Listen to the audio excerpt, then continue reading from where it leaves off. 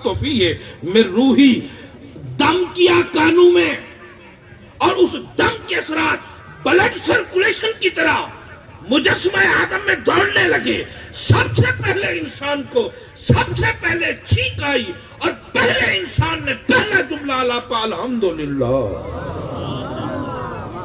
اب فیصلے کی گھڑی آ گئی ہے، جہاں اللہ تعالیٰ نے فرمایا فرشتوں کو مخاطب فرما کر، اسمعوا یا ایھا الملائکہ، فرشتوں آپ نے میرے بندے کا پہلا جملہ سنا ہے؟